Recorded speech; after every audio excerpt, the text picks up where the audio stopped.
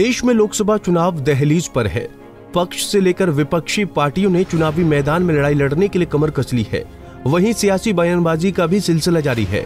लेकिन मोदी सरकार को सत्ता से उखाड़ फेंकने के लिए बनाया गया इंडिया गठबंधन दो बड़े नेताओं अरविंद केजरीवाल और हेमंत सोरेन के 2 महीने के अंदर जेल जाने के बाद कमजोर पड़ता दिखाई दे रहा है, जिसको मजबूती दिलाने के लिए जेल में बंद दोनों सीएम की पत्नियों ने सियासी मोर्चा संभाल लिया है। जेल में बंद बड़े नेताओं की पत्नियों का सियासी मैदान में उतरना कोई नई बात नहीं है। बिहार में लालू यादव, यूपी में गायत्री प्रजापति और आजम खान जैसे कई परिवार को पत्नी के कमान संभालने का फायदा मिल चुका है। कुछ ऐसा ही इस बार भी देखने को मिल रहा है। दरअसल ऐसा हम इसलिए कह रहे हैं क्योंकि जेल में बंद हेमंत सोरेन की पत्नी कल्पना सोरेन और अरविंद केजरीवाल की पत्नी सुनीता केजरीवाल चुनावी मैदान में उतर चुकी हैं। दोनों ही पत्नियां अपने पतियों के जेल जाने के बाद केंद्र पर हमलावर हैं। INDIA के शक्ति प्रदर्शन में मोदी सरकार पर खूब बरसी कल्पना सोरेन। केजरीवाल की गिरफ्तारी के बाद केंद्र सरकार को सुनाई खरी खरी। झारखंड के पूर्व सीएम हेमंत सोरेन जमीन घोटाले के आरोप में प्रवर्तन निदेशालय की गिरफ्त में है। न्यायिक हिरासत के तहत उन्हें रांची जेल में रखा गया है। हेमंत सोरेन के जेल जाने के बाद उनकी पत्नी कल्पना सोरेन राजनीति में सक्रिय हो गई।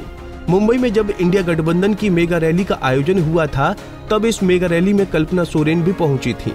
इस दौरान हेमंत सोरेन की पत्नी कल्पना सोरेन INDI के शक्ति प्रदर्शन में बीजेपी पर खूब बरसी। उन्होंने इंडिया गठबंधन को मजबूत बताते हुए कहा कि इंडिया गठबंधन झुकेगा नहीं, रुकेगा नहीं। आने वाला चुनाव देश का भविष्य तय करेगा। हेमंत सोरेन ने गरीबों को न्याय दिलाने का काम किया है। महिलाओं, आदिवासी, दलितों, पिछड़ों और अल्पसंख्यकों को न्याय दिलाने का काम किया है। मोदी सरकार को घेरते हुए कल्पना ने कहा कि तानाशाही के खिलाफ लड़ने के कारण हेमंत सोरेन को जेल जाना पड़ा। जोहार। आज इस मंच पे इंडिया, जो आप देख सकते हैं, उत्तर से लेके दक्षिण तक, पूरब से लेके पश्चिम तक पूरा यहाँ समागम है।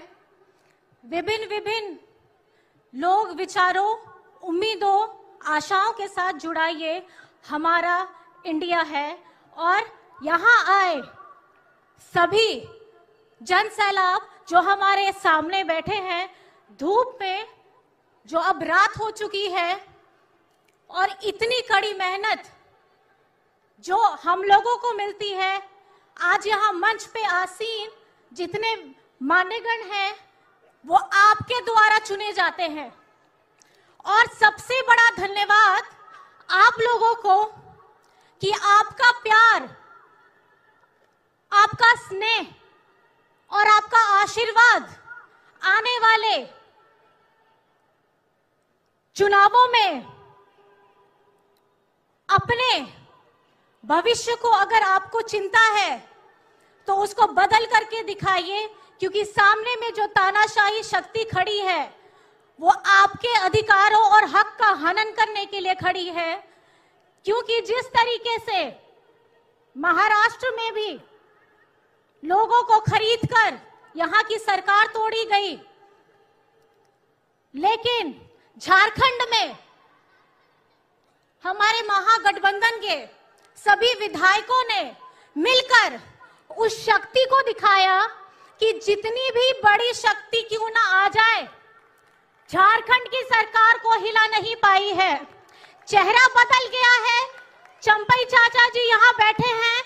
हेमंत जी के नेतृत्व में पिछले 4 वर्षों से जितनी कल्याणकारी योजनाएं बनाई गई हैं, जिसमें महिलाओं, बेटियों, बच्चों, बुजुर्गों, दिव्यांग सबके लिए योजनाएं हैं, और आज उसी योजनाओं को आगे बढ़ाते हुए हमारे वर्तमान माननीय मुख्यमंत्री जी चंपई चाचा जी अग्रसर हैं, उसको तेजी से बढ़ा रहे हैं।